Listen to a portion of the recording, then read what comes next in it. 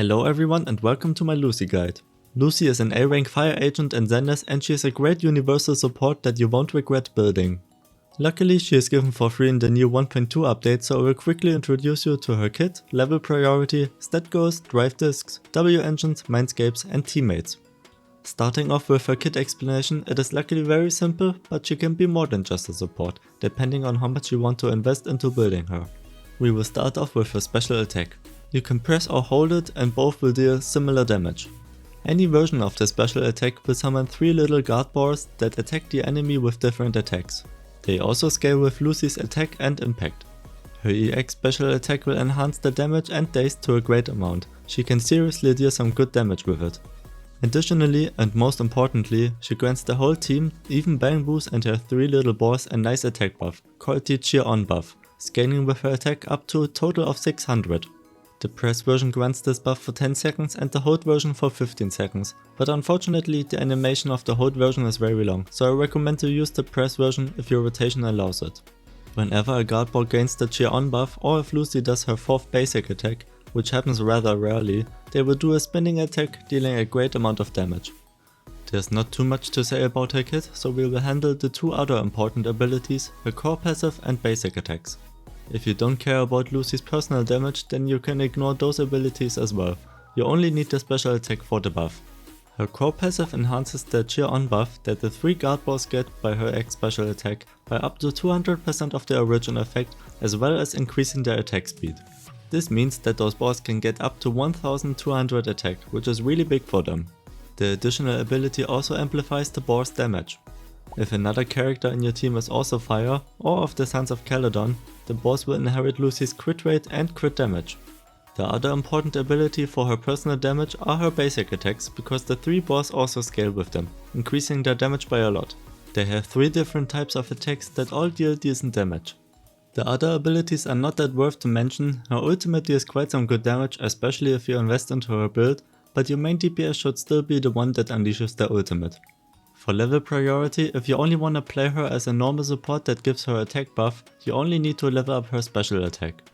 If you want to invest more into her personal damage, which is not bad, you should level her special attack over basic attacks, over core passive, afterwards her ultimate. For stat goals, it is quite easy to build her, even though she wants a relatively high amount of attack. If you level her special attack to 10, you can stop at 2475 attack. At special attack level 12, you can stop at 2270 attack. If you have her Mindscapes, they will buff her special attack as well, so I will go over them too. If you have special attack level 14, you can get away with 2080 attack, and at level 16 you only need 1925 attack, which is very easy to achieve. At those high Mindscape levels, you can invest into crit way better. I really recommend going for a Mindscapes and then a sub DPS playstyle. For crit ratio, once you have Mindscape 4, you get a tiny bit of crit damage for free, so you can prefer crit rate a little more. 70 crit rate to 130 crit damage will work just fine for a sub DPS like her. Her energy regeneration needs depend on how much your other characters attack. In general, having at least 70% to 80% from a signature W engine or from disk slot 6 and 2-piece swing jars should be enough in a lot of teams. Now for her drive disks. As a general support option, 4-piece swing jars is a great option to have, even when you build her as a sub DPS.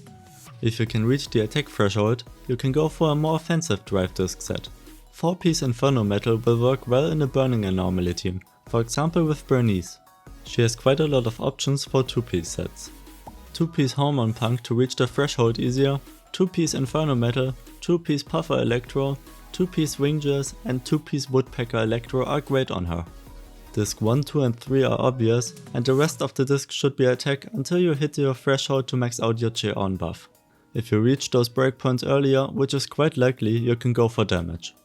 Disc 4 will be crit, Disc 5 will most likely still be attack since your boss don't profit from fire or physical damage bonuses, and Disc 6 will be energy regeneration or attack. Keep in mind that you always want to use your EX special until you have Mindscape 2. But it's quite easy for her to get energy regeneration already with her core passive levels, signature W engine and Mindscape 1.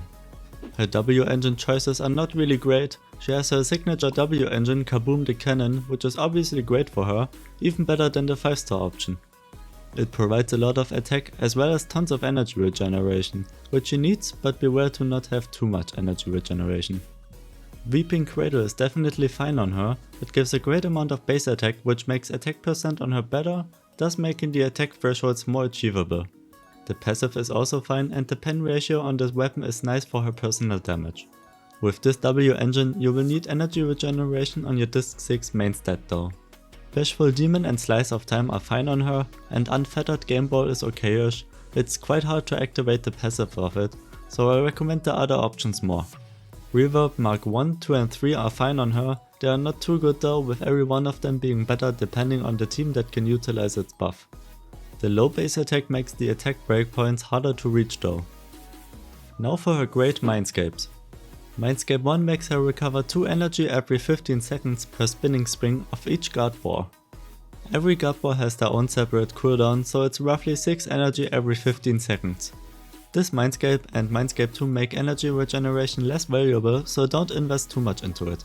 Mindscape 2 grants all teammates, Bangbus and guard balls the Cheer On buff whenever Lucy uses her chain attack or ultimate. This is very valuable and reduces her fear time by a big amount. The buff will be up for 10 seconds, just like the press version.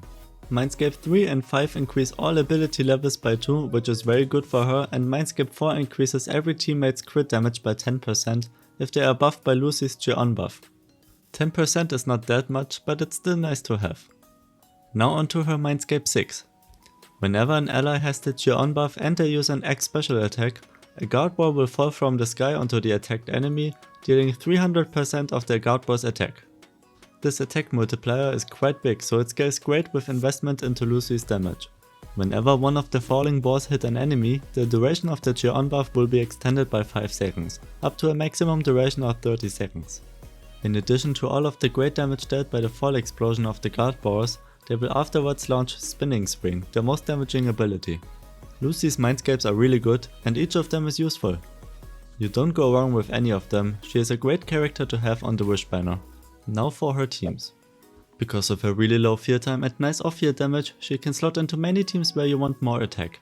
Especially carries that want high fear time like Soldier 11 or Piper can benefit greatly from her. Lucy's Mindscape 6 is basically made for Piper. Every Sons of Caledon character will work with her though, at least speaking of those that we know right now. If you don't care about her damage, you can even neglect her core passive additional ability that only triggers when there's at least one extra Fire or Sons of Caledon character in your team. She's great in any team that wants more attack, so you can't go wrong with her at the moment. And that's it for this guide. If it helped you, I would appreciate a like and subscribe for more. I hope you enjoyed it and bye!